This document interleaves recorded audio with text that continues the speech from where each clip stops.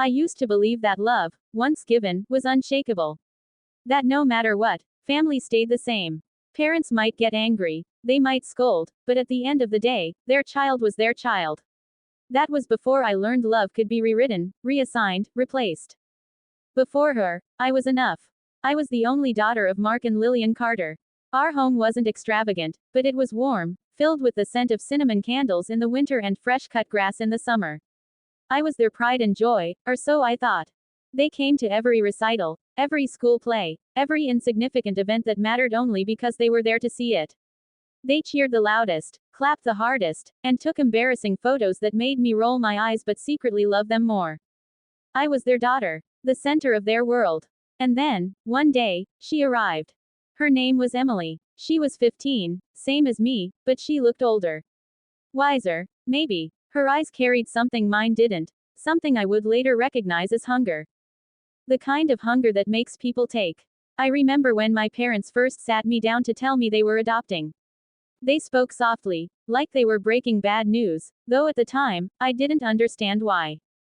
"There's a girl who needs a home," Mom said, her fingers fidgeting with the hem of her sweater. "She's had a rough life. She doesn't have anyone. We're lucky enough to be in a position to help," Dad added, smiling. "And we think she'll fit right in." I smiled too. Back then, I was naive. I thought love was infinite. That adding one more person to our family wouldn't mean losing my place in it. I welcomed her. When Emily arrived, she was quiet. She barely spoke that first night, just sat at the dinner table picking at her food while my parents bombarded her with kindness. "Do you want more mashed potatoes, sweetheart? Are you comfortable in your room? We can redecorate if you like. If there's anything you need, anything at all, just ask, okay?" They never spoke to me like that. Not with that careful, deliberate softness. I shrugged it off at first. She was new. She needed reassurance. I had no idea I was witnessing the beginning of my own replacement. At first, it was subtle. A missed volleyball game here, a forgotten bedtime story there. Little things. Things I told myself didn't matter. "Emily had a rough night," Mom would say. "She just needs extra support right now. Emily isn't used to family life yet," Dad would remind me. "Let's make sure she feels welcome." I understood. Of course, I did. But then, extra support became all their attention. Making her feel welcome became excluding me. One day, I came home from school to find my room had changed. Emily had liked my bedspread, the pale lavender one my grandma had bought me.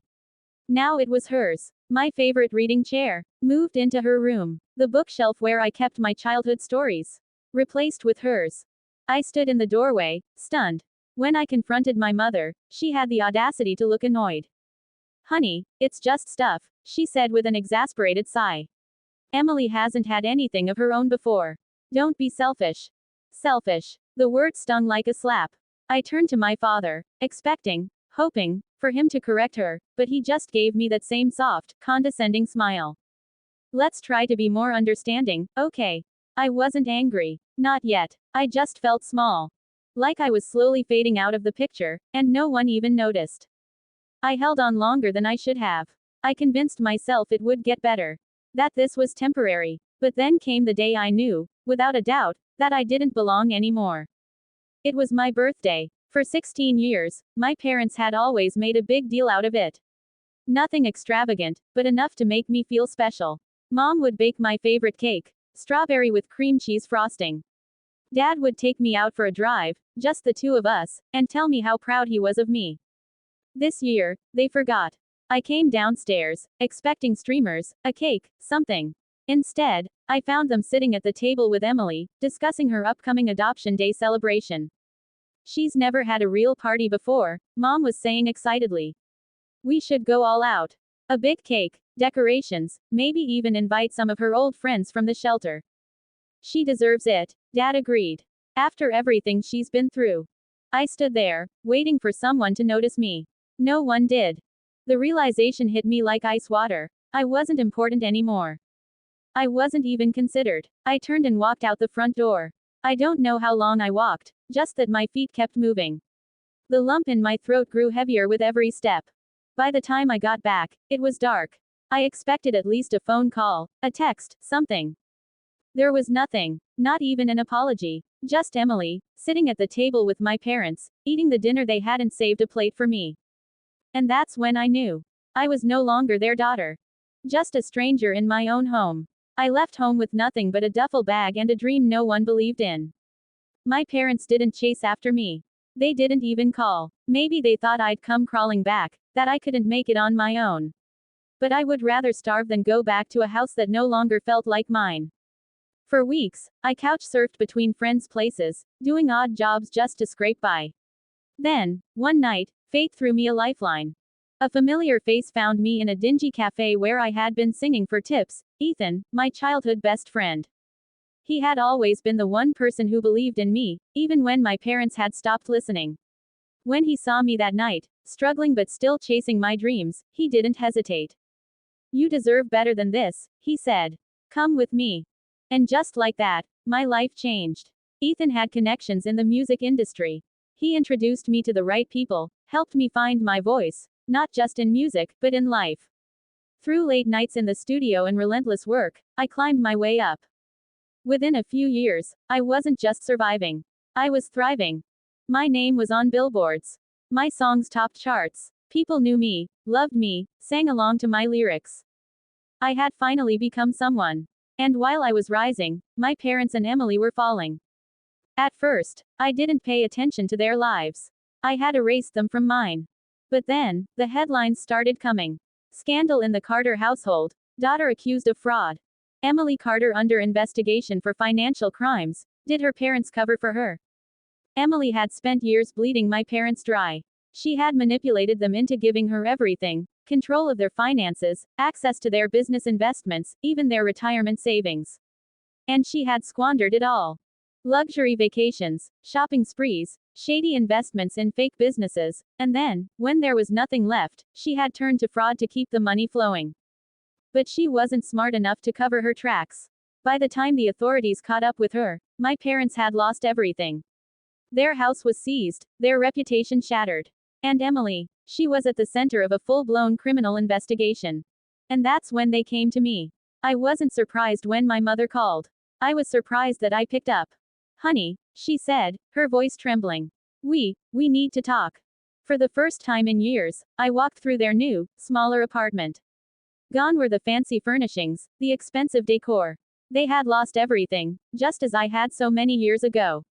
"We made mistakes," my father admitted, looking more exhausted than I had ever seen him. We were wrong about her. They had kicked Emily out the moment they realized she had used them. She had begged to stay, had screamed at them when they refused. But in the end, they had finally seen her for what she was. They had finally lost everything because of the daughter they had chosen. And now, they wanted me to fix it. I could have turned them away. I could have laughed in their faces and told them they had made their choice long ago. But I didn't. Instead, I wrote them a check, enough to keep them from drowning, but not enough to bring them back into my life. "This is all you get," I told them. "Don't call me again." They nodded, ashamed. And that was the last time I saw them. Emily's biggest scandal. The evidence was overwhelming. Fraud, identity theft, embezzlement. She had stolen from investors, charities, even our own parents. She was going to prison. And yet, even as her world burned, Emily wasn't done with me. She had one last move to play. She went to the press, claiming I had played a role in her schemes. That I had known all along. That I had helped her. It was a desperate, pathetic lie. And I knew exactly where to find her. I met her at a small, dingy motel where she had been hiding, waiting for the inevitable. She smirked when she saw me. Finally decided to face me. I didn't sit. I didn't waste time. "Take back the lies," I said coldly. "Or I'll make sure your sentence is even longer." She laughed. "Or what? You'll ruin me." Newsflash, sweetheart, I have nothing left to lose. I stared at her for a long moment. "You never had anything to begin with." Something flickered in her eyes. Anger, hatred, fear. For the first time, she saw what I had known all along. She had already lost. A knock at the door made her jump. The police had arrived. She turned to me one last time, her expression twisting into something ugly. "You think you've won," she hissed. "You think they love you now." I tilted my head. "No. And I don't care." The officers stepped inside. "Emily Carter, you're under arrest." I didn't stay to watch them drag her away. I walked out, into the sunlight, where Ethan was waiting for me. You okay? He asked. I smiled, feeling lighter than I had in years. I am now. And with that, I left Emily, and my past, behind forever.